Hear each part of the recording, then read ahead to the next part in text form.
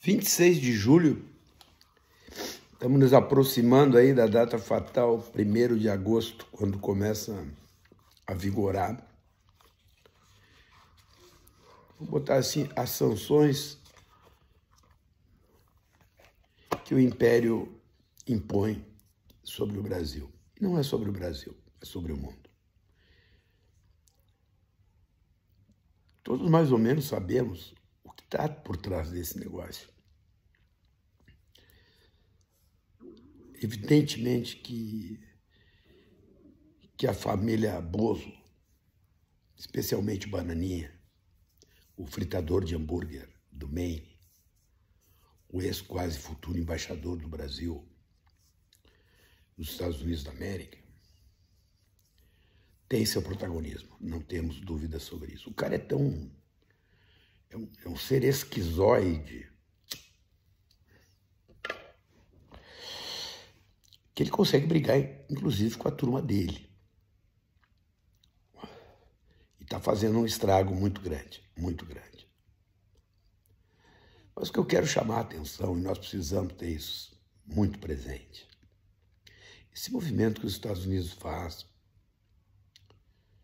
ele tem uma dose de fascismo que é determinante. Do meu ponto de vista, o elemento determinante nesse movimento político que o Trump faz não é só o lugar comum que nós estamos acostumados a lidar, aqueles desejos de império, que são próprios dos povos, dos países, das estruturas, que têm uma grande estrutura capaz de exercer dominação. Dominação militar, dominação econômica, dominação cultural. Os Estados Unidos exercem isso. Os Estados Unidos, especialmente a partir da Segunda Guerra Mundial, assumem a condição de liderança do mundo ocidental. Isso é uma verdade. O multilateralismo que se estabelece a partir da Segunda Guerra Mundial, ele tem, sim, a liderança dos Estados Unidos. Isso é uma verdade.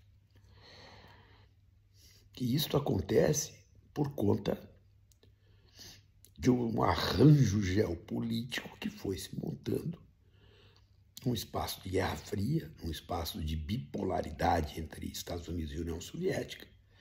Depois, com a queda da União Soviética, com a redefinição de blocos econômicos,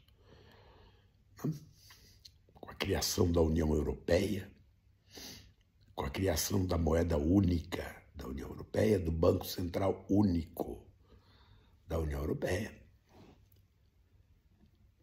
Isso tudo foi se construindo a partir de uma lógica que trazia, nos trânsitos comerciais, a estrutura relacional que os países vinham mantendo entre si.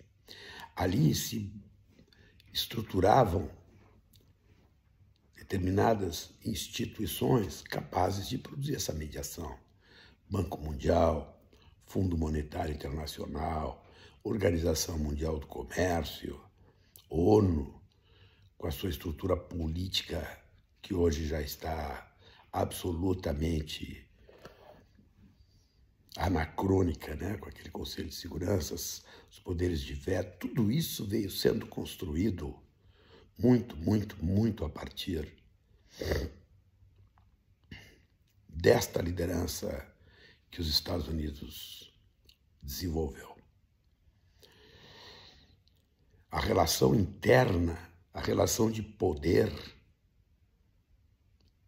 que se estabelece nos Estados Unidos nunca teve variações muito grandes entre democratas, entre republicanos. A sociedade civil americana, né,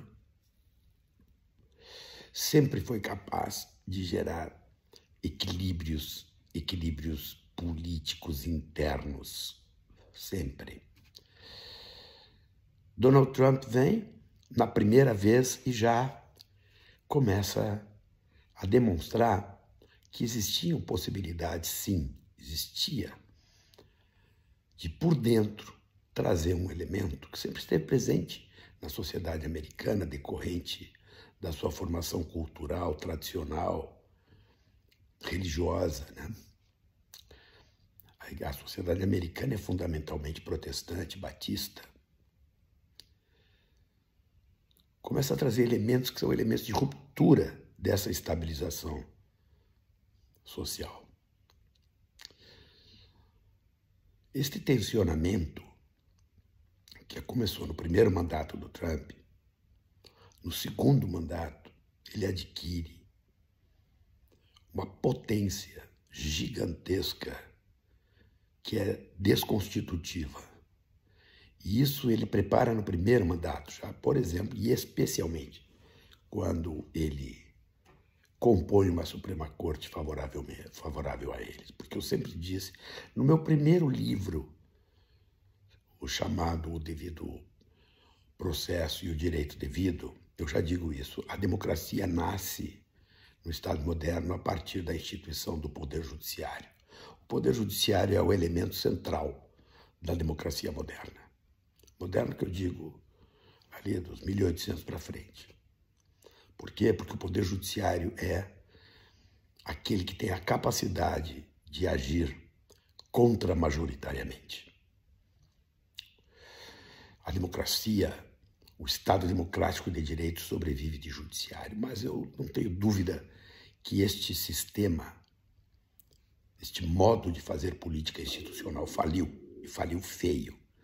Hoje em dia nós temos aristocracias funcionais que vivem para si mesmas, que perderam a noção do seu papel institucional. O judiciário é um desses, perdeu totalmente essa noção. E não digo isso agora, faz anos que eu falo sobre isso. Quando esta fragilização institucional acontece, acreditem, gente, o fascismo ganha força.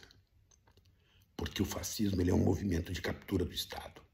Ele é um movimento de captura institucional. É um momento onde o grande líder, o Führer, se transforma no interlocutor predileto das massas desesperançadas. E as massas, elas não têm esperança que o Estado cumpra o seu papel.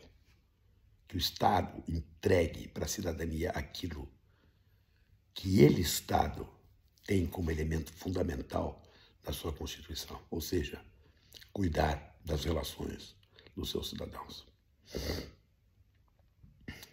O que Trump está fazendo no mundo é jogar fascismo na veia de vários lugares.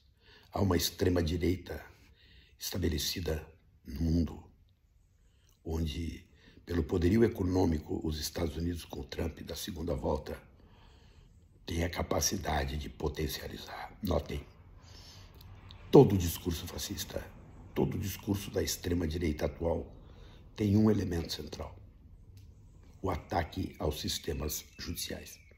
Porque os sistemas judiciais são aqueles que teriam a capacidade, pelo menos em tese, pelo menos institucional, de conter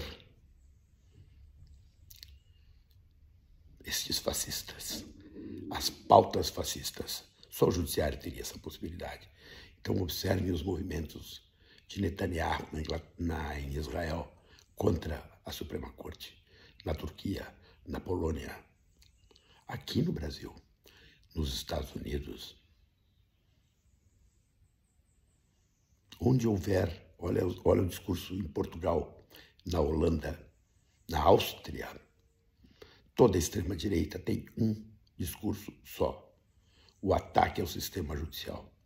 O que está acontecendo agora, e o Brasil vai passar por solavancos gigantescos, é mais do que uma disputa econômica. É uma disputa ideológica. É a tentativa de fazer sobreviver um fascismo que quase que se constituiu no Brasil.